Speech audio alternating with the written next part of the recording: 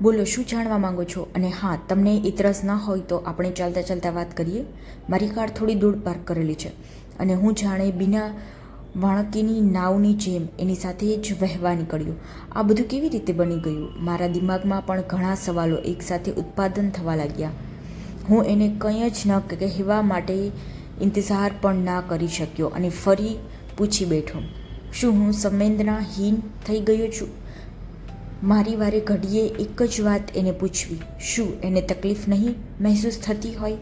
પણ હું તો એને તકલીફને જાણવા માંગતો હતો અને સહભાગી થવા માંગતો હતો. મારા મનમાં વિડંબણા સાથે એક ગહેરો ઘાવ છુપ્યો રહ્યો અને વિષાદ ભરીને વિચારતો રહ્યો કે એ જ સમયે કેમ હું એને સાથ ન આપી શક્યો, જ્યારે એક મિત્રની એને સૌથી વધારે જરૂરિયાત હતી.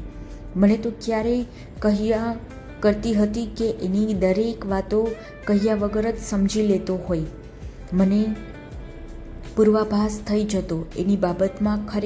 ખરેખર હું એનાથી એટલો જ દૂર થઈ ગયો છું. હું એટલું પણ ના જાણી શક્યો કે એ એટલી મુસીબતમાં હશે. 5 વર્ષ વીતી ગયા. બસ બધું જ ખતમ થઈ ગયું. તમે ક્યાં રહો છો? તમારા પતિના ઘરે? મારા આ સવાલનો જવાબ ના જ હશે. એનો મને પહેલેથી જ અણસાર હતો, પણ ઔપચારિક ખાતર મેં પૂછી નાખ્યું. મેં તો જાણે જો કે મને સેલ્ફ ડિપેન્ડન્ટ રહેવું જ વધારે પસંદ છે. બસ અહીં નજીકમાં જ રહું છું. મારા ઘરની આટલી નજીકમાં રહેતી હોવા છતાં ક્યારેય પણ મને એનો સામનો કેમ ના થયો? શું હું મારી પોતાની પરેશાનીથી એટલો ઘેરાઈ ગયો હતો કે આસપાસનું કંઈ જ ના જોઈ શક્યો? કેટલું ભાડું છે? ના, ભાડે નથી, પોતાનું જ ખરીદી લીધેલું 1 વર્ષ પહેલાં જ. સાંભળીને ઢાંકણ વળી. એટલી ફોરેન ટ્રીપ મારીને ના વળી હોય એટલો.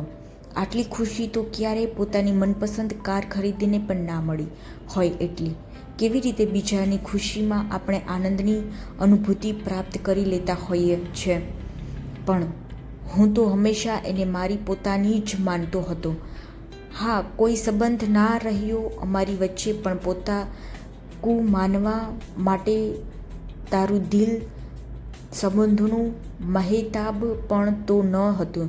થોડા મારા શબ્દો અને થોડી ખામોશી કાર પાર્કિંગ તરફનો રસ્તો ક્યારે પસાર થઈ ગયો એની તો ખબર જ ન પડી અને અમે પાર્કિંગ કરેલી કાર સુધી પહોંચી ગયા. Okay, C you